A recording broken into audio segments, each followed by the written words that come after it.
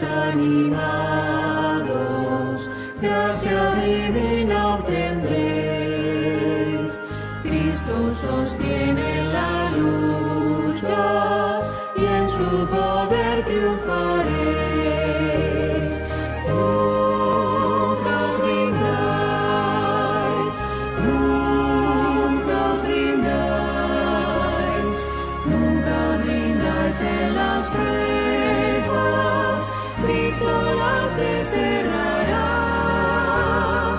Fiad en Jesús, fiad en Jesús. Cuanto más duras las luchas, tanto más gracia os dará. Si os oprimen las cargas, si es sombrío el vivir, verdad sea el labor y sueño, vuestro camino al seguir. Nunca os rindáis, nunca os rindáis, nunca os rindáis en las pruebas, Cristo las desterrará. Fiad en Jesús, fiad en Jesús. Cuanto más duras las luchas, tanto más gracia os dará. Nunca estéis desanimados, su brazo os sostendrá. Siempre confiad en su gracia, vuestro luchar premiará. Nunca os rindáis, nunca os rindáis, nunca os rindáis en las pruebas, Cristo las desterrará. Fiad en Jesús, fiad en Jesús. Cuanto más duras las luchas, tanto más gracia dará.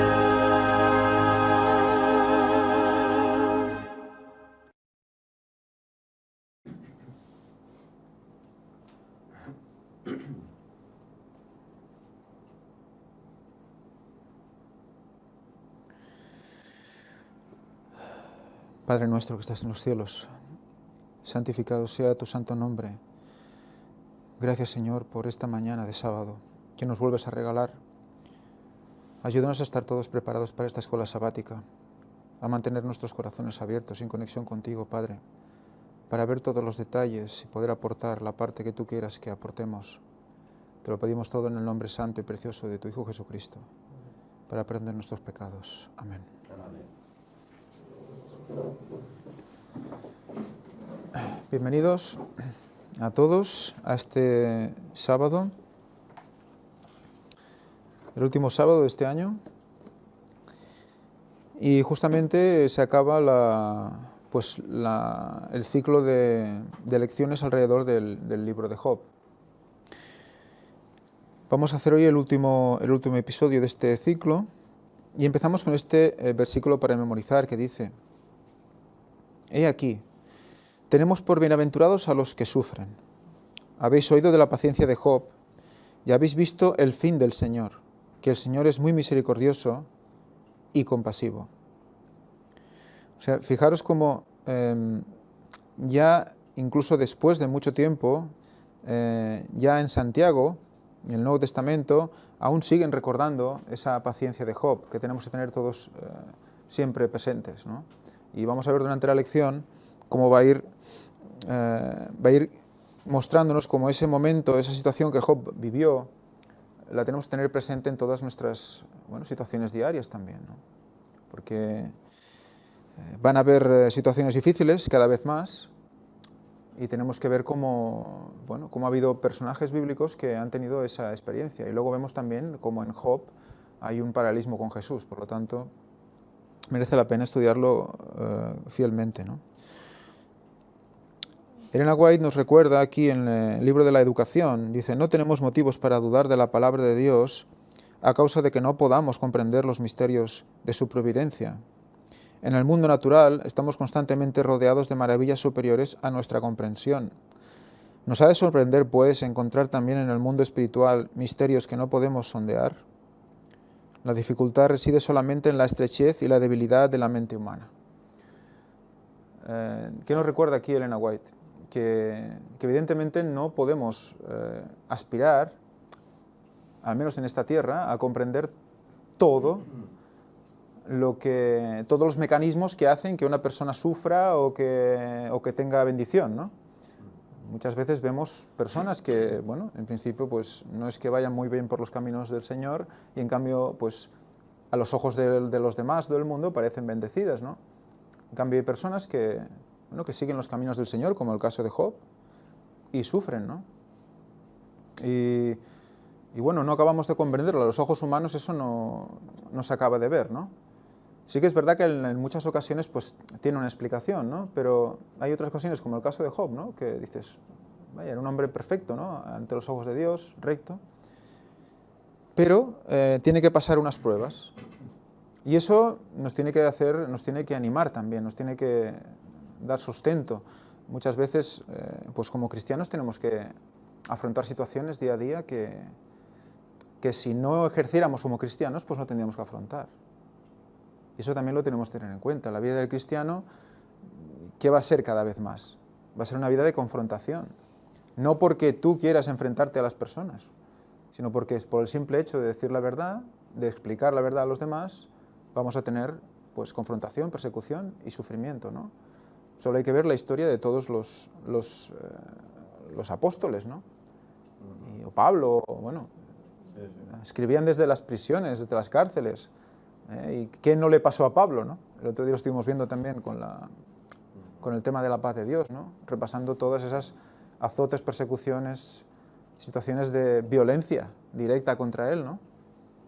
Yo ahora hace unos días he comenzado a leer el libro sobre los apóstoles, ¿cómo se titula? Hechos de los Apóstoles. Hechos de los Apóstoles, ¿sabes? Sí. Y bueno, estoy en este punto, ¿no? En el cual ellos tienen que huir de Jerusalén porque son perseguidos por el Sanedrín, etc. Pero bueno, era la forma de que una siguiesen fieles y segunda que el Evangelio se esparciese. Jesús lo dijo, que por muchas dificultades tenéis que entrar y a causa de la dificultad pues el Evangelio se esparcirá. Que sabemos que cuando todo está bien, todo está en paz, todo está cómodo, pues el cristiano se adormece, se aletarga, por así decir. Y cuando hay oposición es cuando uno pues parece que se pone más las pilas y se da cuenta en lo que cree y en lo que debe hacer, ¿no? Entonces se actúa más y se crece. Sí, y hay situaciones... Pásale el micrófono. Hola, buenos días. Buenos días. Quisiera hacer dos preguntas. Sí. Una sobre el amor de Dios, para quién es, y otra, si todos pasan por pruebas, es decir, los humanos. Sí, el amor de Dios es para todos. Y todo el mundo pasamos pruebas. Lo que pasa es que los que conocen del Señor saben de dónde vienen y para qué son. Entonces encuentran sentido a todo lo que les pasa en la vida, ¿no? En cambio, las personas que no conocen al Señor, pues se van metiendo en situaciones en las cuales si hubieran conocido al Señor quizás no se hubieran metido, ¿no? Y entonces reciben una serie de lecciones que tienen que ir asumiendo también en su vida diaria. Se habla mucho, ¿no?, de la experiencia, ¿no? Hay un dicho, ¿no?, que el diablo sabe más por viejo que por diablo, ¿no? Dicen algo así. Bueno, la cuestión es que las experiencias marcan la vida de una persona y sabes lo que debes hacer luego y lo que no debes hacer. Pero ¿qué pasa? Si solo nos basamos en la pura experiencia, podemos llegar a conclusiones equivocadas sobre lo que nos pasa también, ¿no? Por ejemplo, hay gente que sufre muchos desamores, ¿no? Y por lo tanto decide que no existe el amor o que no puede haber un amor entre personas, por ejemplo, ¿no? Que es falso, porque ha vivido unas experiencias súper malas sobre el amor, ¿no? Pero claro, si no conocemos a Dios y sabemos qué quiere decir amor, que no es un sentimiento, sino un principio. En él sí. Así es como lo explica. Sí. Un principio de amor verdadero. Claro, entonces sabemos que existe y lo podemos buscar. ¿Cómo? Pues buscando en la persona que queremos amar unas condiciones, unas situaciones, unas características que coincidan con lo que Dios quiere también para nosotros, ¿no? O sea, todo eso tiene una vez que abres los ojos, ves las cosas de otra manera, ¿no? Entonces las experiencias las acabas comprendiendo con el factor que te faltaba, que era la providencia, ¿no? Una vez la gente se convierte y conoce al Señor, ¿cuántas veces piensa, guay, las cosas que hice yo antes de conocer a Dios y cómo me salvó? ¿Me salvó? ¿Cuántas veces podríamos haber tenido accidentes? Aquí está mi padre, lo puede corroborar. Ya de pequeñitos hemos hecho mucho con mucho coche y ha habido situaciones en las cuales dices, es que aquí si no hay un ángel que nos coge y nos pone en situación, estaríamos todos por ahí, ¿no? Y no sabes por qué. Pues mira, te ha tocado pasar esa situación y sobrevivir, ¿no? Y miras atrás y solo te queda agradecer al Señor. ¿Por qué? Tú sí y otros se han pasado y han muerto. No lo sabemos. Pero solo nos queda agradecer al Señor. Un corazón lleno de gratitud, dice Elena White, es lo que hace que puedas saber si realmente dentro de ti mora Cristo. Gratitud por todo lo que sucede a tu alrededor y lo que tú estás viviendo, ¿no? Aparentemente bueno o aparentemente malo, es algo que sirve para ti, de alguna manera. ¿Quieres decir algo? No, no. Ah.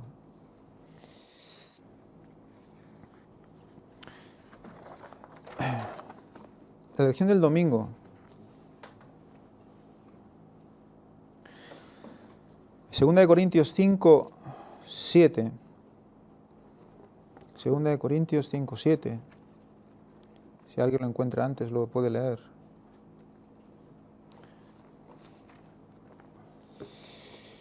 Cinco, 7.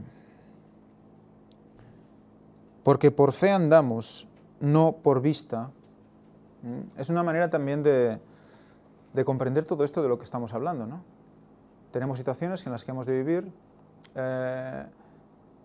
en una situación sin Dios. Cuando nos pasa algo, ¿cuál es el concepto general de ayuda que se está vendiendo a la sociedad? Hay muchos gurús de la autoayuda que están triunfando en todos los medios, ¿no? Y la gente se está enganchando a ellos como un clavo ardiendo, por decir, bueno, ¿cómo puedo salir yo de la situación en la que estoy, ¿no? De depresión, de hundimiento, que no puedo más, que no comprendo? No acaban de comprender todo lo que pasa, por qué está sucediendo, ¿no? Claro, en el momento que no se sabe el pecado o no se tiene el concepto de pecado, pues nada se entiende. Todo parece que va contra de nosotros. Y la vida es un desastre. Y no merece la pena vivirla. Y no sé qué, no sé cuánto. Entonces, ¿qué hacen estos gurús? Te hacen creer que tienes una fuerza interior. Y que si tú las cosas las tomas para bien, con optimismo, con una buena actitud, todo cambia. Hasta un cierto punto es cierto, porque tú si tomas una cosa de una manera o de otra cambia mucho, pero por ti mismo, aunque tú lo intentes constantemente, llega un momento en el cual hay situaciones que no puedes superar con simple actitud. Hace falta una fe. Fe en ti mismo. Eso es la autoayuda. Pero luego, ¿qué pasa? Llega un punto que tú eres finito, eres limitado, no puedes dar más. El Señor tiene que hacer su parte, si no. Por eso de la autoayuda es que, pues lo mismo que pasa con pues situaciones como Reiki, yogas o estas soluciones rápidas en la cual tú buscas una sensación de bienestar rápido, ¿no? Y necesitas que, cuando se acaba la dosis, necesitas más dosis. Más dosis de autoayuda, más dosis de tal, ¿no? Alguien que te diga, tú puedes, bam, bam, ¿no? Eso es lo que se busca, ¿no? En cambio, cuando ponemos al Señor en la ecuación y ponemos esa situación y leemos esto, ¿no? Dice, hemos dicho, 5:7, porque por fe andamos, no por vista. Es fe en la fe de Jesús, en la que Él tuvo, que es inquebrantable. Porque ni tu fe tampoco es perfecta, es la fe de Jesús. Es fe en la fe de Jesús, en la que Él tuvo, siendo humanizado, siendo hombre, tirar hacia adelante, siempre en conexión con el Espíritu Santo y en unión con la divina providencia. Entonces, cuando tienes fe en lo que no ves, puedes comprender lo que ves. Y eso es lo que te da la paz, la tranquilidad.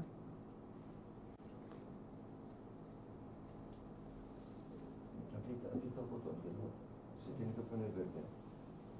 ¿Se ha puesto verde? Otra pregunta. A lo largo del tiempo de la Iglesia, ¿en qué se han basado los creyentes cristianos para encontrar esa fe?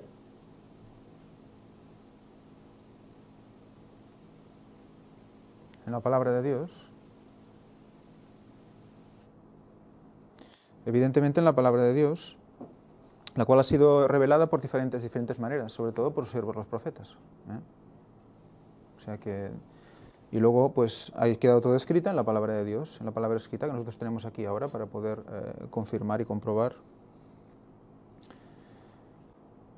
Más adelante nos vuelve a recordar sobre las fuerzas naturales, del mundo natural, que pasan cosas en el mundo natural que nosotros no acabamos de, bueno, no comprendemos exactamente, ¿no? Y es lo que nos recordaba al principio, también ese mundo natural que ya hemos comentado alguna vez, cómo tiene su paralelismo con el mundo espiritual. Ya tuve la ocasión de presentar en algún momento un tema que se llama mundo natural, mundo espiritual. Ahí se vio como comprender el mundo natural es la llave para comprender el mundo espiritual. Por eso debemos vivir en la naturaleza. Cuando nosotros vemos como un árbol verde, ahí Elena White nos recordaba, y también Cristo es mostrado como un árbol verde, se mantiene todo el año verde, esos árboles perennes, ¿no?, de hoja verde perenne, son constantes y perseveran y siempre están ahí, ¿no? En cambio, esos árboles que pierden la hoja, era una lección para nosotros ver como cuando ese agua, esa humedad se va, ¿no?, esa fuerza del Espíritu Santo baja, esos árboles caen sus hojas, ¿no? O sea que tenemos siempre un paralelismo con el mundo natural, que cosas que aprender para nosotros aplicarlo a nuestro mundo espiritual. Es muy interesante, recomiendo aquella lección porque, bueno, se vieron muchas cosas interesantes al respecto y que simplemente observando la naturaleza acabas teniendo pues, un concepto diferente de las cosas. Bueno, de hecho hay que recordar que Adán y Eva solo aprendían así, no tenían su Biblia. Adán y Eva tenían, todo lo que veían a su alrededor les imprimía en el corazón lecciones, aparte de que hablaban con Dios. El libro de la naturaleza. Sí, el libro de la naturaleza, sí. O sea que hay fuerzas como la gravedad y otras, ¿no?, que nosotros no vemos ni acabamos de comprender exactamente, ¿no? Se pueden definir con fórmulas y todo eso, pero están ahí, ¿no? Entonces lo mismo pasa con las fuerzas espirituales. El Señor hace cosas que no acabamos de llegar a comprender y esa es la parte de fe que tenemos que aplicar, ¿no? Hay muchísimas cosas que nos demuestra y otras las tenemos que aprender por fe, porque nos ha mostrado cosas, por lo tanto el resto nos queda aprenderlo por fe. El mal. La lección del lunes. En Job 1.1 hasta el 2.8 dice, ¿de qué manera estos dos capítulos nos ayudan a entender la actuación de Satanás en el mal en el mundo? Si nosotros sabemos que Satanás está ahí, está haciendo mal, ¿verdad? Y la pregunta es, ¿por qué Satanás la ha tomado con nosotros?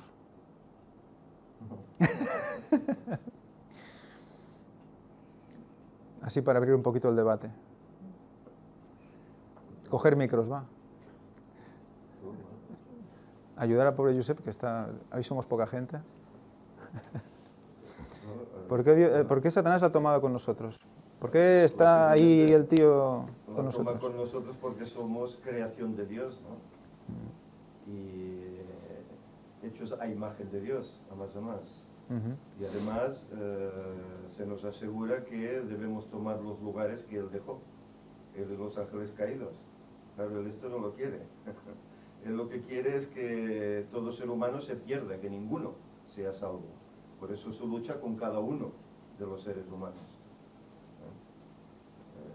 Eso es lo que Él quiere, que todos se pierdan. Sí. Por eso su objetivo es el ser humano. Lo demás no le importa, es el ser humano. ¿Cierto? Por si fuera poco, está recaudando gente para su ejército para un año en concreto, el 3031. Es verdad.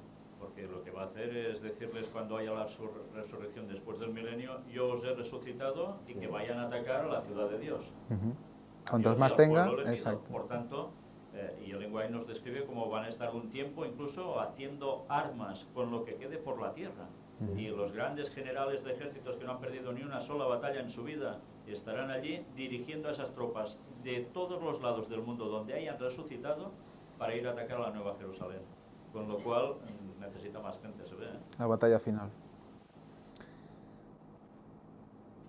Bueno, yo este asunto lo dividiría en dos partes, y sería una, el por qué cayó Satanás, e igualarse a Dios, y la otra, pues, en cuanto a la desobediencia del ser humano o su responsabilidad.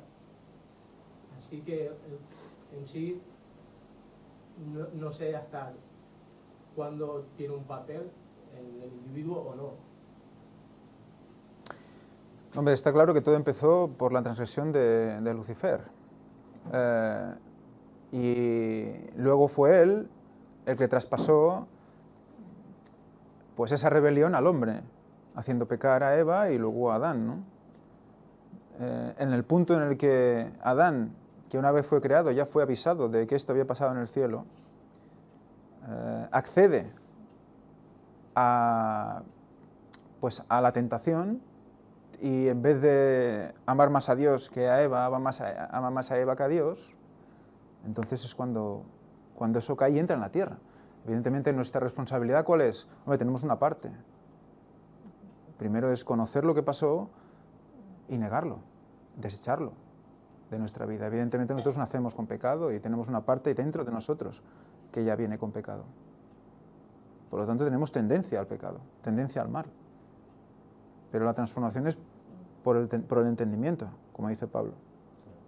Si nosotros comprendemos las cosas que están bien y mal, podremos influir en nuestro corazón, o sea, Dios podrá influir en nuestro corazón a través de esa comprensión. Abriremos nuestro corazón al Señor y Él cambiará cosas dentro de nosotros. O sea, claro que nos toca una parte. Y es muy importante, porque es la base del libre albedrío, si tú decides seguir a Dios o no. En el momento que tú lo decides, entonces Dios puede actuar en ti, si no, pues no puede. No porque Dios no puede hacer lo que quiere hacer, porque es Dios, sino porque ya Él mismo pone esa ley del libre albedrío. Porque quiere que nosotros le amemos, o que le respetemos y que le sigamos porque le amamos, no por obligación, no porque Él dice, no, hay que hacerlo así. Por eso hay que comprender ese amor. Hay una parte que nos toca comprender.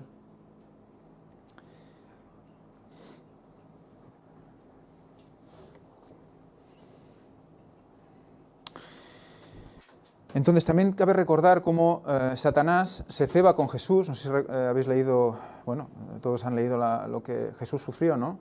Pero en primeros escritos en la web nos describe unos detalles, ¿no?, de cómo Jesús sufrió y cómo Satanás intentó hasta el último momento que Jesús utilizara su poder para él mismo, ¿no? O incluso pues sacar alguna palabra malsonante o una mirada, tan solo una mirada de odio hacia los que le estaban haciendo daño, ¿no? Y que él, por una parte, tiene un doble sentimiento. Uno, que se está alegrando porque se está cargando al Hijo de Dios.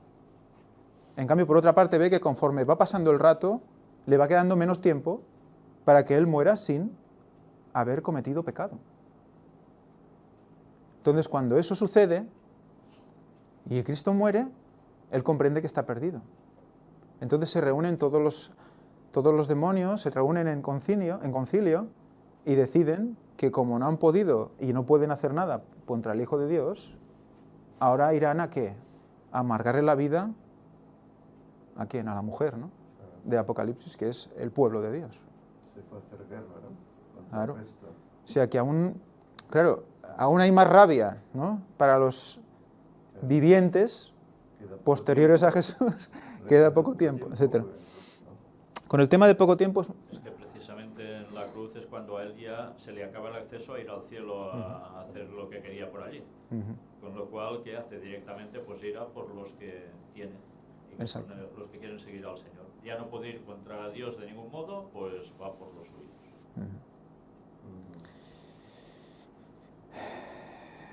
Bueno, pues fijaros, nos hacen leer una serie de versículos. Yo me quedé con el Apocalipsis 12:12. Apocalipsis 12:12. 12:12 dice: por lo cual, alegraos cielos y los que moréis en ellos, ay de los moradores de la tierra y del mar, porque el diablo ha descendido a vosotros con gran furor, sabiendo que tiene poco tiempo. Eso me hizo reflexionar un poco, porque ya en ese momento, Satanás cuando desciende, por aquí está explicando la lucha de Satanás con sus ángeles en el cielo. Si leéis los versículos anteriores, se muestra como Satanás es echado del cielo y dice que desciende sabiendo que le queda poco tiempo. O sea que Satanás cuando desciende, después de haber tentado a todos los mundos, ya sabe que le queda poco tiempo. Y eso es curioso, porque él ya conoce. Y de hecho hay una creación en los cielos. Estuvimos viendo cómo en el firmamento hay unas estrellas que nos están mostrando ya el plan de salvación. Él cuando tentó ya sabía qué estaba haciendo. Ya sabía que le quedaba poco tiempo.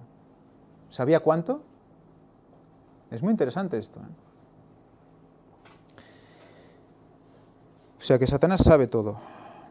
Y fijaros cómo con tanto conocimiento aún se va a perder. Muchas veces alabamos el conocimiento en las personas, pero Satanás lo sabe todo y se va a perder. O sea, no solo el conocimiento es necesario. Recordemos que la inteligencia es apartarse del mal. La sabiduría, ¿qué es? El temor al Señor, ¿no? El temor de Dios. La inteligencia es apartarse del mal. O sea, no es el conocimiento en sí mismo tampoco, que también es necesario, sino saber cuál es el mal y apartarse. O sea, fijaros que cualquier hombre puede ser inteligente ante Dios. Que muchas veces nos vemos como ínfimos, ¿no? Ay, pero es que yo para entender todo eso, pero es que no implica eso. Implica, tú sabes cuál es el mal, apártate, eres inteligente ante Dios. Y Él luego contigo va haciendo un trabajo y te hace comprender muchísimas más cosas, pero es que solo al ponerte en sus manos ya fluye la inteligencia dentro de ti. Por muy burros que nos sintamos, pero muestran unas cosas increíbles. Es que esa inteligencia es la que te lleva a ser sabio. Exacto. Para con Dios. Te ayuda, hombre, si tú te apartas del mal, desde luego empiezas a comprender mucho más lo que significa el temor de Dios. Entonces una cosa lleva a la otra, ¿no? El respeto al Señor, ¿no? Poco a poco va entrando en ti ese concepto de lo malo no lo quiero ni ver, no lo quiero experimentar, porque estoy bien con Dios, ¿no? En cambio, Satanás, que es el más inteligente, no lo ve así. Exacto. Pero Fijaros. no lo ve así porque hay algo que le priva, y es su ego, su orgullo, ¿no? Entonces no es que no sea inteligente Satanás ante Dios. La inteligencia es seguir el buen camino, ¿no? Es apartarse del mal. Entonces Satanás no es inteligente. No se aparta del mal, al No, contrario. Satanás no es inteligente. Es más inteligente un pobre desgraciado que comprenda 4 cosas de la palabra de Dios. Perdón por desgraciado, es una manera de hablar para que comprendamos un poco el concepto, ¿no? Una persona humilde, una persona que sabe 4 cosas, que sabe lo que es bueno y malo, lo básico. Sabe lo que es y se aparta del mal. Ese es más inteligente que Satanás. Satanás es de ciencia, tiene ciencia. Es listo para el mal. Exacto. Pero para hacer eso hay que ser humilde. Ahí está el Ser corazón. humilde, Satanás no es humilde. Ahí. Hubiese sido humilde, se habría echado atrás. Exacto. Y no habría obrado toda esa rebelión y todo este mal. Volvemos otra vez a la base de todo, ¿eh? Claro. Volvemos otra vez a la base, que es el corazón que tú tienes. ¿Eh? Tú puedes tener grandes dotes, pero ¿y ese corazón? Ese corazón está en comunión diaria con el Señor. Habla Elena White de las 2 iglesias que las relaciona con las vírgenes en Palabras de Vida de Gran Maestro. Relaciona a las vírgenes que tienen aceite preparado con las vírgenes que están esperando. O sea, hay 10, hay 5 y 5, 5 con aceite y 5 sin aceite, todas durmiendo. Pero cuando hay el grito ese, ¿no? El gran clamor, ¿no? Cristo viene, despertad, se despiertan todas, y dice que incluso las que no tienen el aceite no son hipócritas, todos quieren que Cristo venga. Pero, ¿qué pasa? Que ese aceite, que es el Espíritu Santo, falta. Y su corazón no lo ha recibido. Por lo tanto, esa noticia, Cristo viene, bueno, sí viene, pero no acaban de ver la profundidad del mensaje. Y Elena White lo relaciona. Hay citas en Elena White que habla de que ese momento está relacionado con 1844, cuando Cristo pasa del lugar santo al santísimo, se abre la puerta, entran con él las vírgenes que tenían el aceite preparado y las otras se quedan fuera. Y las que se quedan fuera, se quedan fuera. Porque se negó esa verdad presente. Y en cambio Elena White vuelve a citar eso mismo para el tiempo final. Por lo tanto, otra vez, segundo ángel, Cristo viene. Cuarto ángel, Cristo viene. Con fecha los dos, Uno en 1844, otro en el 2031. Por lo tanto, los que no tengan ese aceite no van a ver la verdad presente. Y al tanto, dice Elena White que no son hipócritas. Es que simplemente no lo ven. Ya, porque no tienen No lo ven espíritu. porque no hay el Espíritu. ¡Wow! Eso es muy fuerte. Es muy fuerte. El tiempo de gracia aún no se ha acabado para el pueblo de Dios, pero hay muchas personas para el cual ya no hay. Es increíble, ¿no? Y eso se puede encontrar. Palabras de vidas de gran maestro. Se puede encontrar, es fácil de encontrar. No recuerdo el capítulo, si era el 29. Pero si el corazón no está en comunión constante, ya se puede saber lo que se pueda saber. Sí, sí. Incluso gente que puede conocer la fecha, pero si el corazón no está en disposición, tampoco. O sea que la oración, la comunión constante, eso es lo básico. Y lo otro, pues va viniendo, y el Señor lo va mostrando. Tenemos que tener el concepto ¿no? De que, por mucho que nos puedan alabar y nos puedan decir, ¡oh, qué bien hablas! Y no sé qué, no sé cuánto. ¡Qué inteligente! No, espérate. Si el corazón no está en condiciones, me pueden decir lo que quieran, ¿no? O sea que todos tenemos ese peligro. Es que la base está en tener el Espíritu Santo. ¿Qué les pasó a los discípulos? 3 años y medio con Jesús, pero tenían conocimiento, pero no entendían. Hasta que viene el Espíritu Santo y les abre ese entendimiento. Entonces hay en ellos una conversión, un convencimiento y unas ganas pues de trabajar por Cristo, porque saben pues que lo que Él ha hecho por ellos, ahora lo entienden. Todas esas profecías que Él les decía respecto a Él que no entendían, ahora lo comprenden. Y ven que los demás necesitan también. Y a pesar de los prejuicios, porque ellos eran judíos y los demás no, pues bueno, tienen que darse cuenta de que a los demás también Dios los busca. Pero es por medio del Espíritu que ellos obran este prodigio. Y es el Espíritu que nos ayudará a comprender todas las verdades finales que nos ayudarán para estar preparados para el retorno de Cristo. Si desechamos ese Espíritu, no vamos a estar preparados y vendrá como ladrón para Exacto. el que no esté preparado. Sí. Claro. Sí, señor. Luego hay un tema que plantea aquí, dice que durante todo el libro de Job, en ningún momento se menciona a Satanás, solo al principio y lo menciona. O sea, todos los amigos, entre comillas, que vienen a ayudar a Job, dicen, Dios hace esto, Dios hace lo otro, y tú eres el culpable, y Dios te castiga y no te castiga, ¿no? Entonces, es un concepto que también me gustaría entrar a debate, ¿no? Son opiniones personales. Claro. Sí. ¿El causante del daño recibido por Job era Dios o era Satanás? Va, contestad. Satanás es el causante, lo que pasa es que Dios le permite, por eso le dice, ¿lo has considerado a mi siervo Job? Él permite, pero que lo hace no es Dios, es el diablo, y ahí en el libro de Job se demuestra claramente. Por eso no podemos decir que si nos pasa algo, es que Dios me ha mandado esto, no. Ahí es el enemigo, pasa que Dios lo permite, ¿Por qué? Porque tú tienes que formar un carácter idóneo, tienes que estar fuerte en lo poco para luego estar fuerte en lo mucho. Es así como ocurrió también con él. Fijaros, Dios permite ciertas cosas. Permite que Satanás haga ciertas cosas. Para muchos eso puede decir, pero si lo permite, es cómplice, ¿no? Hoy en día, así se juzga. Si yo permito que pase algo, tú eres cómplice en un juicio. Pero si sabemos que no existía el mal en el Edén, no existía el mal, y que todo fluía sin el mal, si no tenemos ese concepto, no comprendemos por qué el Señor permite estas cosas. ¿Por qué? Porque una vez Adán recibe el pecado, se pone bajo el yugo del pecado. Y va con él y sus descendientes.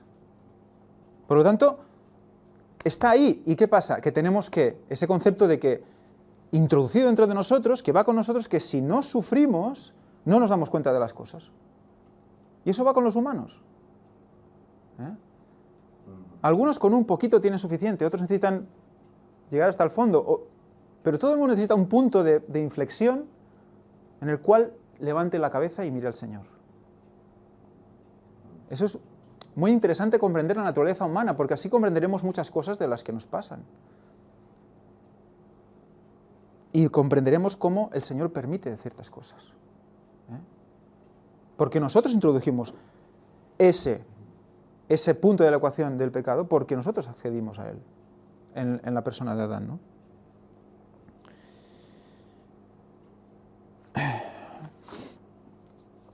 Luego nos habla de la mujer adúltera y nos compara la situación de la mujer adúltera, aquella mujer que traen los fariseos para que sea apedreada, con la situación de Job.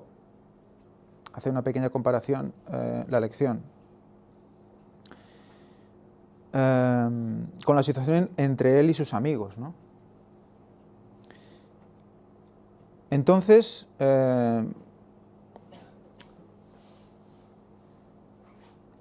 nos recuerda aquí que, bueno, que sus amigos evidentemente no es que acertaran mucho a la hora de aconsejar a Job, pues le decían que todo lo que le pasaba era culpa suya por haber hecho el mal, y seguro que no era tan perfecto como parecía, y que seguro que por eso Dios lo estaba castigando, ¿no? En cambio aquí nos dice que como nosotros no comprendemos, lo que decíamos hasta ahora, no comprendemos el total de lo que nos pasa y por qué nos sucede, incluso queremos hacer lo mejor para el Señor, pero nos pasan cosas, los que van a aconsejar tienen que tener en cuenta primero que, pues, el bienestar de esa persona, la compasión, la misericordia por esa persona, y luego cuando ya la cosa está solucionada, si hay algo que se le quiere decir o se tiene que decir, pues con amor se le comenta, se le dice, oye, quizás por este camino no vas bien, pero de entrada hay que apagar ese fuego, ¿no? Y nos da el ejemplo de Jesús, ¿no? De cómo traen a esa mujer que adulteró a los pies de Jesús y todos están a punto de tirarle la piedra, ¿no? Si leéis el pasaje en El deseo de todas las gentes, lo quería leer, pero como se hace tarde no lo voy a hacer, explica cómo los fariseos provocaron la situación de la mujer adúltera, le prepararon la escena para que pecara, y luego la pusieron ante Cristo para ver qué decía él sobre eso. Y la ley decía que era el marido el que tenía que denunciar a la mujer adúltera, y ahí el marido no se lo iba por ningún lado. Y él les fue siguiendo el rollo, porque los testigos del adulterio son los primeros que tienen que tirar la piedra, según la ley. Por eso Dios les dice, el que sea libre de pecado, que tire la primera piedra. Tiene que tirar la primera piedra el testigo, y libre de pecado. Y es cuando él está escribiendo en el suelo, y escribe todos los pecados de los que estaban ahí mirando, ¿no? Incluso en Agua dice que los que estaban ahí mirando, los que no eran los fariseos, los que no tenían la piedra, el público, empieza a ver cómo ellos miran en el suelo que está escribiendo Cristo, y se acercan ellos también a ver qué estaba escribiendo Cristo. O sea, que quedaron públicamente expuestos los pecados de los que iban a tirar la piedra. Es una situación interesante. Bueno, eso no deja de que la mujer, pues bueno, cayó y adulteró, ¿no? Y por lo tanto era culpable. Pero ¿cómo le recibe Cristo? No te condeno, No te condeno. ningún reproche. Pero ¿qué le dice también después? ¿Qué le dice después? Vete y no peques más. Vete y no peques más. O sea, eso es un cierto reproche, ¿cierto? Has pecado. Pero no es con amor, no lo recibes y dices, vale, Pero ¿no? no actúo como los amigos de Job. Exacto. Es que tú, no. Dice, no. Él ni la reprocha. ¿Quién te condena? No hay nadie, Señor. Ni yo te condeno. Dice, no hay un reproche, es que has pecado. Sí. Y mereces que te la piden. No. Él no le da el reproche. Sino el reproche es este, vete y no peques más. Y realmente no pecó más. No, se convirtió en una ferviente seguidora, etcétera, así como lo explica Elena White, que es... o sea, está claro que les faltaba ese punto de misericordia y compasión, ¿no? Claro. Lo que pasa es que la lección nos comenta que Job no necesitaba una teología correcta, necesitaba compasión y tal. Pero yo digo, pero mi pregunta es, ¿Jesús en ese momento no dio una teología correcta? Teología del perdón, Dio una teología correcta. de la misericordia. Es que la misericordia y la compasión no forman parte de la teología. O sea, yo creo que no se expone correctamente la situación. La teología implica esa misericordia, esa compasión. Lo que pasa es que a lo mejor la lección quiere decir puramente lo que es legalismo, quizás, ¿no?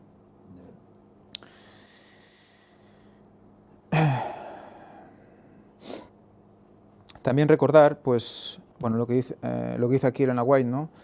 El deseo de todas las gentes es parte de lo que os quería leer, aquí lo dice. Dice, en su acto de perdonar a esta mujer y estimularla a vivir una vida mejor, el carácter de Jesús resplandece con la belleza de la justicia perfecta. Aunque no toleró el pecado ni redujo el sentido de la culpabilidad, no trató de condenar, sino de salvar. El mundo tenía para esta mujer pecadora solamente desprecio y escarnio, pero Jesús le dirigió palabras de consuelo y esperanza. Podía haberle machacado ahí mismo, porque ¿quién más que él no conocería lo que ella hizo? No solo ahí, sino en su vida, ¿no? Todos sus pecados estaban a la luz del Salvador. En cambio, ¿qué vino? Vino a salvar.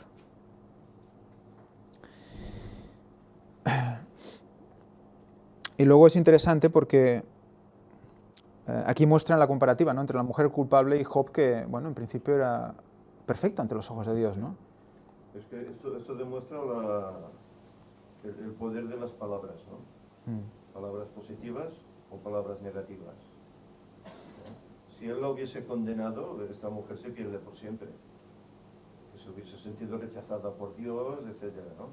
Pero al ser positiva con ella, al perdonarla, al animarla, pues ella se convirtió en una fiel seguidora, ¿no? Creo que fue la primera que fue a la tumba cuando... Era María, esta mujer. Sí, María Magdalena. María Magdalena. Creo que fue la primera que fue a la tumba. Y la que dio luego noticias de que ha resucitado. O sea que, bueno, impresionante, ¿no? Como él, bueno, ves esa escena y tienes esa sensación de ternura, ¿no? Sí. Y a la vez de reprensión hermosa, ¿no? O sea, es todo junto, ¿no? Justicia y paz. La ganó para el cielo. Sí. De otra manera lo hubiese perdido. Y luego al comparar la culpabilidad de Job con la culpabilidad de ella, se habla de eso, en lo que decíamos, ¿no? Que Job, pues, hombre perfecto ante los ojos de Dios, apartado del mal, fíjate, lo define como temeroso de Dios, apartado del mal, que eso es sabiduría e inteligencia. Son las dos situaciones, ¿eh? Sabiduría es temor de Dios y el apartado del mal, inteligencia. O sea que así está definido Job. No, pero es que es la paciencia de Job lo que le ayuda, a mantenerse fiel. Porque que tengan los tres amigos ahí machacándote constantemente, que eres pecador, que por eso estás como estás. Y su paciencia y su fe es lo que le ayuda hasta el final, a mantenerse ahí firme. Porque otro ya podía haber caído ahí. Y su propia mujer. Su propia mujer le dice, ¿no? Maldice, ¿no? También vimos que, bueno, todo esto hace que, bueno, sabemos que Job era así ante los ojos de Dios, pero ¿Job era hombre pecador? ¿Era un pecador? ¿Como nosotros? Ante Dios, digo. Decir algo. ¿No tenéis micro, no? Sí, bueno, la lección que creo que fue la semana pasada ya dijimos, ¿no? Que el único que era sin pecado era Jesús, ¿no? Los demás son con pecado. Son con pecado porque han nacido en este mundo y llevan la semilla, el gen, dentro, ¿no? Ahora, eso no quiere decir que por eso tienen que pecar. Vemos como Job se dice de él, y Dios mismo dice de él, que era perfecto. Varón perfecto. Y como él, pues hablamos de otros también, como Enoch, como Abel, como Daniel, etcétera, que eran la misma posición. Es decir, no porque hayas nacido en este mundo y tengas el gen, tienes que pecar. Podemos vivir sin pecar, y el de White lo habla, que podemos vivir sin pecar. Si pecamos es porque queremos pecar, porque cedemos al deseo, a la tentación. Pero podemos pasar por este mundo sin pecado. Y podemos ser varones perfectos ante los ojos de Dios en nuestra esfera y recibir pruebas, como Job recibió. Y salir airosos. Y ya no solo para que tú puedas pasar y subir a otra esfera de perfección, sino también ¿para qué? Para que otros puedan aprender de lo que a ti te está pasando, ¿no? Ese testimonio que Job deja para todos nosotros es impresionante, ¿no?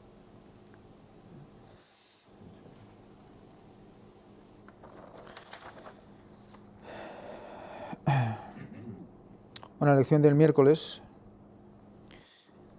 nos habla de la injusticia de lo que nos puede estar pasando, pero hay un comentario que me gustaría que también debateríais vosotros. Dice, lo que pasó a Job, dice, no era justo para Job y tampoco es justo para nosotros. Entonces, si lo leéis en la lección 14, el párrafo dice, el libro de Job hay un mensaje para nosotros acerca de la condición humana. Según vimos, Job podía ser considerado un símbolo de toda la humanidad, puesto que todos sufrimos de maneras que no parecen justas o apropiadas para los pecados de que todos cometemos. No era justo para Job y tampoco es justo para nosotros. Mi pregunta es, ¿Dios fue injusto con Job?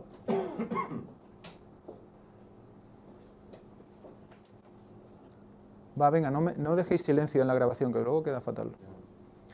¿Fue Dios injusto con Job? No es que sea injusto, porque por justicia debería fulminarnos a todos, por pecadores, porque no podemos estar ante Dios en una presencia tan santa, somos pecadores. Pero desde la perspectiva humana, lo que hacemos, pensamos y decimos, a veces no llegamos a creer que realmente sea tan grave. Y claro, visto desde esa perspectiva humana, entiendo que digan esto, porque es lógico como pensamiento humano. Otra cosa es desde la perspectiva divina, que lo que hace es demostrar una misericordia alucinante. Exacto. Ahí está los dos puntos de vista. El punto de vista del no conocimiento, que es el nuestro, es un punto de vista totalmente subjetivo, de no saber toda la verdad, y por lo tanto imposible juzgar, por eso no juzguéis, ¿no? Dicen. ¿Cómo podemos juzgar si no sabemos todo lo que ha sucedido? En la vida nuestra, en la del otro, la providencia, no sabemos exactamente todo eso. En cambio, Dios sabe por qué hace, por qué permite. Luego nos da la lección más abajo. Dice que el libro de Job deja preguntas sin respuesta.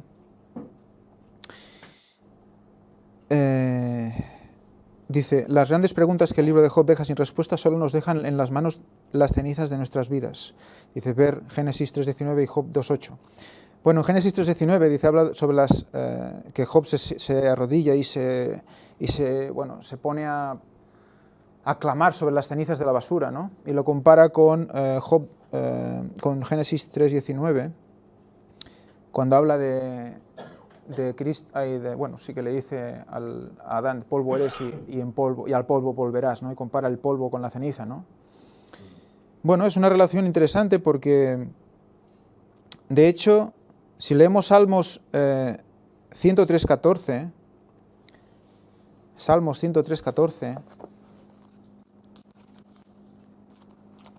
Salmos 103:14. Si alguien lo tiene antes.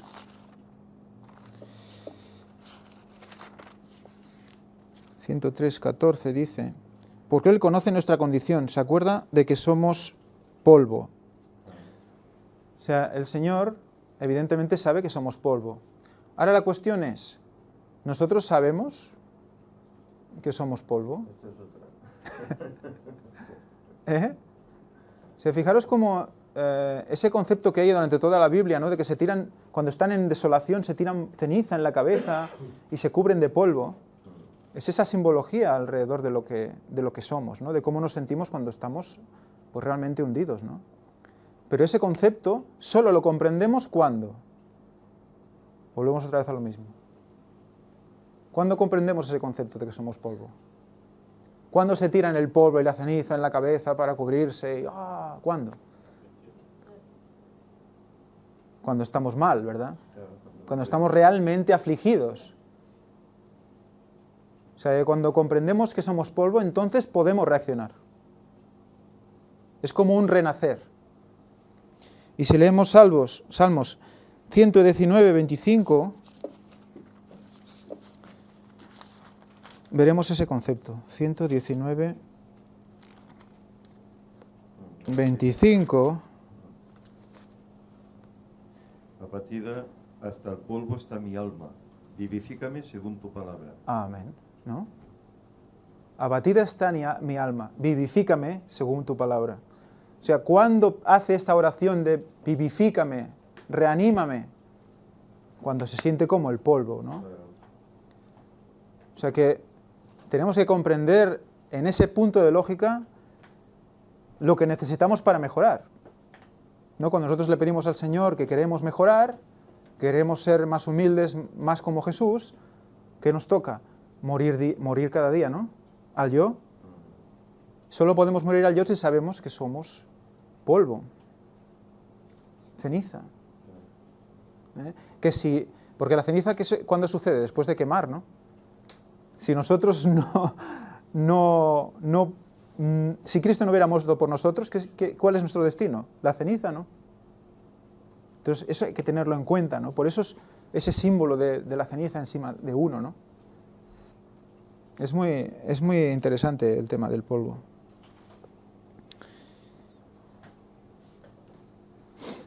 Y como en Isaías 26, 19 hay un llamado, dice, despertad moradores del polvo, cuando habla de los muertos que sobreviven, ¿no? que resucitan. Entonces otra vez eso, ¿no? El morir al yo es tirarse polvo, ¿no? Es como morir al yo y resurgir en Cristo, vivifícame de nuevo, es resucitar de nuevo, ¿no? Es muy interesante ese concepto, ¿no? Es como enterrarte, tiras polvo encima como enterrarte, ¿no? Es muy gráfico todo. Luego habla evidentemente del paralelismo entre Job y Jesús, eso ya lo hemos visto varias veces. Creo que, no sé si hace falta entrar un poco más. Si alguien quiere comentar algo sobre ese tema, lo puede comentar ahora. Y hablando del polvo, justamente en Job 19:25 nos recuerda, dice, al fin se levantará sobre el polvo, ¿no? Está hablando de Jesús ahí también. Mi Redentor vive, al fin se levantará sobre el polvo. O sea que otra vez, sobre ese concepto de la resurrección y la vida. Bueno, el viernes nos acaba planteando que la Biblia nos deja muchísimas dudas.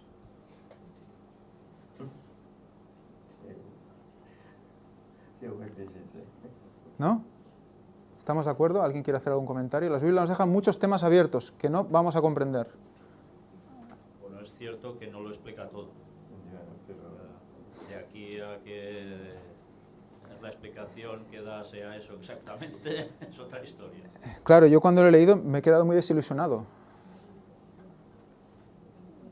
Me he quedado así como diciendo, vaya. Porque sí que es verdad, ¿no? Lo que decías, el plan de redención no lo vamos a comprender nunca, ¿no? Del todo, ¿no? Pero más que no responde, yo diría que no comprendemos la respuesta que nos da. Y que nos dice lo que necesitamos para nuestra salvación. Ahí. Todo lo otro, pues bueno, nos gusta conocerlo, pero no es necesario para nuestra salvación. Exacto. Y cuidado, tengamos presente que la Biblia nos informa de muchas cosas y luego hay otra parte que debemos recurrir en historia y demás para complementar. Entonces el conocimiento no se cierra solo en la Biblia, el conocimiento de la salvación sí, pero las cosas que pueden ir nexionadas a esto, pues no siempre. El espíritu de profecía. Claro, el espíritu de profecía, la historia y tantas cosas más, ¿no? Pero el cristiano debe conocer de todo, como decía Pablo, para poder dar un mejor testimonio a la gente, en todos los ámbitos, pero desde luego lo necesario para nuestra salvación está en la Biblia, eso es indudable. Ahora la pregunta es, ¿ese conocimiento necesario para nuestra salvación es un conocimiento cerrado? ¿Limitado? ¿Hay unas cosas concretas que hay que conocer y ya está? ¿Ya tenemos lo suficiente para la salvación? ¿Alguien quiere hacer algún comentario? En la Biblia nos damos cuenta que nunca terminamos de conocer lo que hay allí. Por más años que llevemos estudiando cada día, vamos descubriendo cosas nuevas. Por tanto, es de una riqueza insondable. Entonces ahí entra la verdad presente, ¿no? Para cada tiempo. Si no hay una verdad presente para cada tiempo, Pablo nos recuerda, verdad presente, creo que es Pablo, o no, Pedro, segunda de Pedro, habla de la verdad presente. La verdad de presente, y Elena White nos habla constantemente de la verdad presente. Y si vemos el conflicto de los siglos, hubo una verdad presente para cada momento de la Iglesia en la historia. Y cada vez que se presentaba una verdad presente, ¿qué pasaba? Había un corte también, sí, un resurgir, había un remanente que seguía en función de la verdad presente y unos que se quedaban atrás. Sí, sí. Y se quedaban para siempre, ¿eh? Los judíos les pasó, se quedaron atrás. En ese momento, en esa época. Esas personas negaban la verdad presente y se perdían. Lo mismo pasó con el 1844 y bueno, en la época de Lutero, etcétera, etcétera. Todos tenían un momento en el cual debían aceptar una verdad presente, nueva, que no negaba lo antiguo. Por lo tanto, ahora nos toca también una verdad presente. Cristo viene. Es que es eso. Y ese es la mayor parte del problema hoy del pueblo adventista. Se ha quedado enclaustrado en una verdad presente dicha hace tantos años. Por ejemplo, en el tiempo de Elena White había una verdad presente. Se habla mucho de 1888 acerca de la justificación por la fe de Waggoner y Jones. Y esa es la verdad presente, dice, es lo que tenemos que estar predicando. Era la verdad presente para ese momento, indudablemente es un conocimiento que debemos de tener de la justificación por la fe y que debemos de predicarlo, pero no es la verdad presente a este momento en el que estamos. Que no quiere decir que no sea verdad. Que no quiere decir que no sea verdad, que no quiere decir que no debamos de predicar de eso. Pero cada tiempo, cada época, en la época de los apóstoles, ¿cuál era su verdad presente? Que Cristo había resucitado, que Cristo era el Mesías, que tanto esperaban y que lo habían rechazado. Era la verdad que estaban predicando, que dentro de esa verdad englobaba todas las demás, pero en ese momento le estaban dando énfasis a eso, porque era lo que tocaba en ese momento. En el tiempo de Elena White, cuando predicó Miller acerca de una fecha que claramente después se vio que era otro asunto, no la venida de Cristo, pero estaba poniendo énfasis a eso porque era en el momento. Y en cada una de las épocas, a través de la historia de esta tierra, ha habido una verdad presente que debemos de estar predicando junto a todo el tema de salvación, lo que engloba todo, pero indudablemente debemos de poner énfasis en ese momento, a la verdad presente de ese momento, porque es la que nos va a hacer despertar. Y yo no entiendo cómo muchos que se creen tan sabios y tan eruditos en muchas cosas, empiezan a darle vueltas a un tema y a un tema por querer desvirtuar otro tema, y diciendo que no, que esa es la verdad presente y que ya está, que Elena White dijo, pero no nos ponemos en el contexto de cada una de las épocas. Y que Elena White aclara que para cada época también hay una verdad presente. Y indudablemente, hoy en día, en el momento en que estamos, el mensaje del cuarto ángel es la verdad presente, con todo lo que lo engloba, incluyendo el tema de la fecha. Exacto. Y que es lo que debemos de estar predicando. No solamente enfocándonos en ese tema, pero ese es el pilar, el punto en este momento. El cuarto ángel. Ese es es la base, el cuarto ángel. ¿El cuarto ángel niega a los otros tres ángeles? No, se añade, Se añade, ¿verdad? se añade. Elena White, en una de sus cartas, habla de que ella ha recibido la verdad presente de los tres ángeles, lo explica más o menos así, no recuerdo exactamente la frase, y dice, y no sé cuándo se va a manifestar ese ángel, ese cuarto ángel. No sé cuándo será. O sea que ella tiene una luz de lo que es ese momento, y sabe que en ese momento hay esos tres ángeles, y hay esa verdad, y eso es lo que ella, la luz que ella ha recibido, pero no sabe cuándo se va a manifestar ese cuarto, ¿no? O sea, que deja una puerta abierta que evidentemente, cuando se manifieste, alguien tiene que decirlo, será la verdad presente en un momento concreto de la historia. Y lo estamos viviendo, no podemos negarlo, ¿no? Lo que sí sabía es que iba a ser un factor sorpresa y que vendría de un modo distinto a lo que todo el mundo podía prever Especial, normalmente. una verdad especial. Ujú. Y que indudablemente no iba a negar las otras verdades. Es que ese es el asunto. El tema en cada época nunca ha negado las otras verdades. Siempre van en conjunto. ¿Por qué? Porque la salvación, el evangelio es un todo que debemos de predicar. Pero no quiere decir que por eso nos debemos de quedar estancados en el tiempo. En este momento, la verdad presente es la del cuarto ángel, es lo de Apocalipsis 18, es lo que tenemos que estar predicando con más énfasis, con más fuerza, sin dejar a un lado las otras verdades que a través de la historia se han venido dando. Pero que hay un momento para cada verdad, eso no lo debemos de negar. Y es lo que debemos de abrir nuestras mentes y entenderlo, que así es.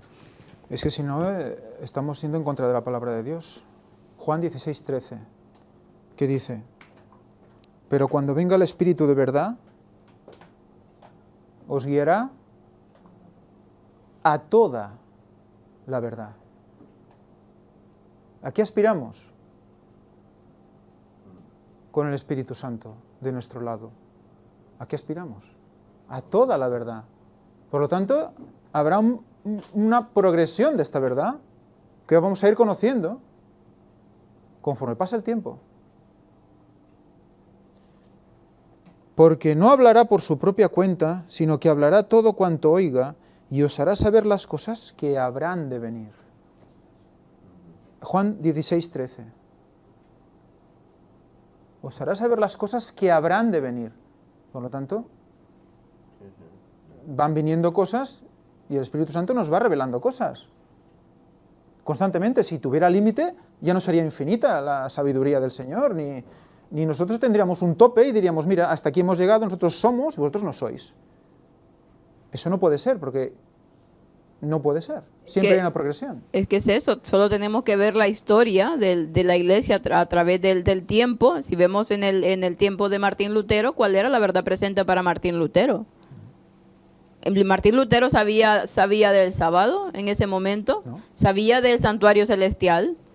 No lo estaba predicando porque no le había sido revelado, porque no era el momento. Su verdad presente para ese momento era lo que estaba mencionando en ese tiempo. Era realmente la justificación por la fe, que había quedado tan al lado y todas las abominaciones de la Iglesia Católica. Era lo que necesitaba para ese momento. Pero no quisiera decir que lo sabía todo. Era lo que Dios le permitía saber en ese momento porque era justo lo que necesitaban su pueblo en ese momento. Y así igual en cada una de las épocas. Solo tenemos que ver un poco la historia, un poco el pasado para saber que cada una de las cosas se va repitiendo. Es que si no es una soberbia aplastante creer que ya lo sabemos todo y por tanto no. En una aparente humildad, yo ya con esto ya tengo suficiente, ¿no? Estamos siendo soberbios. Por eso no se entiende esa pregunta, ¿no? Que la Biblia deja temas sin responder, ¿no? Preguntas sin responder. Claro, a nivel humano, Responde a todo lo que necesitamos, como Víctor comentaba, ¿eh? Que luego tendremos que conocer muchísimo. Mira, tendremos toda la eternidad para conocer y no acabaremos de conocer. Claro. Hay muchas cosas por conocer, pero la Biblia nos da lo necesario para que entendamos y para que busquemos la salvación y encontremos la salvación. claro, es que si no, a ver... Es decir, es que la Biblia tiene dudas. A ver, las dudas te las puedes crear tú, pero no la Biblia. La Biblia te lo deja todo muy claro. ¿Que hay cosas que no podemos entender? Sí, pero hay que obrar por fe y seguir adelante por fe. Por ejemplo, el tema este de las escrituras en el suelo. La Biblia dice que Jesús escribió en el suelo. Sí.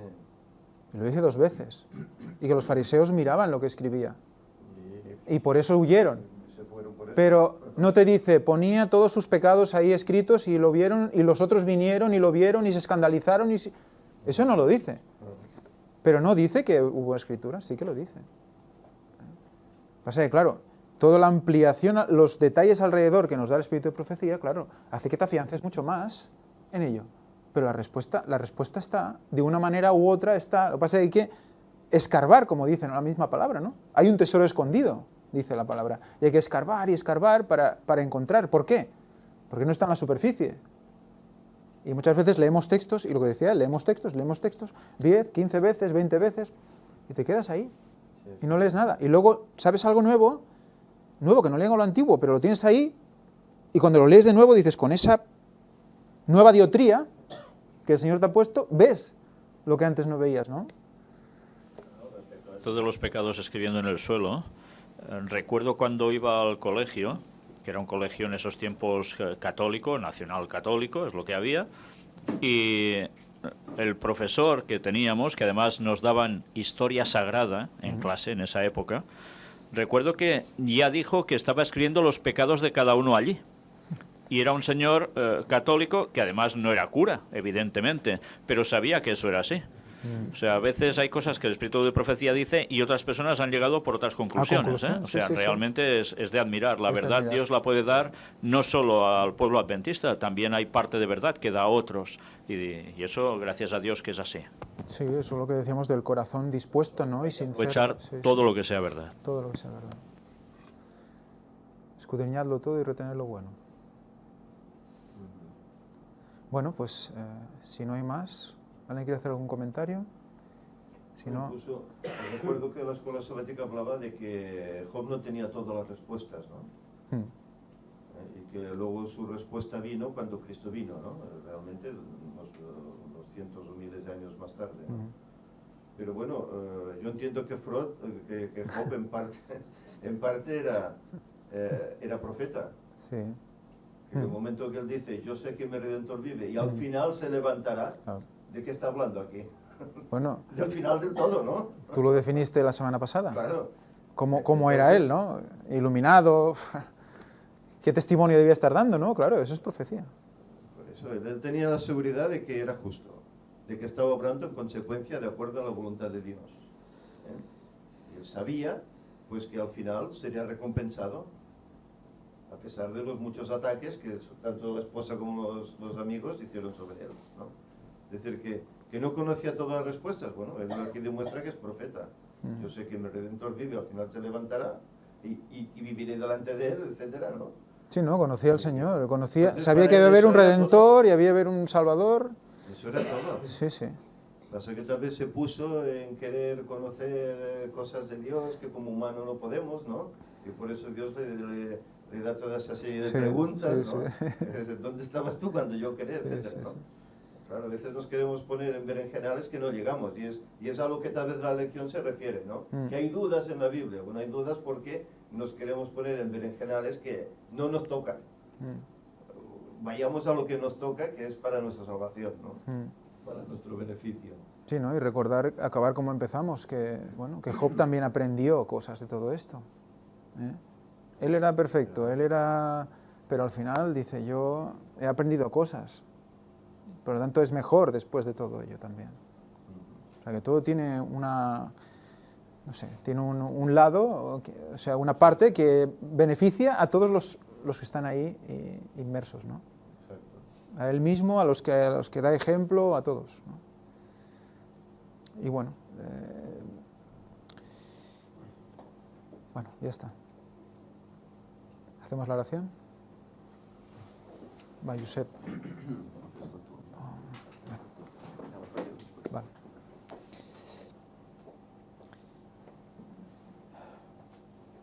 Padre nuestro que estás en los cielos, santificado sea tu santo nombre, Señor. Te damos muchísimas gracias por todo lo que hoy has mostrado en esta escuela sabática. Gracias porque nos muestras el equilibrio y tu espíritu pues se manifiesta aquí, Señor, entre nosotros. Nos va haciendo comprender cosas cada día más impresionantes, Señor. Pues se acerca el fin y es uno de los acontecimientos más increíbles de toda la historia de la humanidad, el más importante, Señor.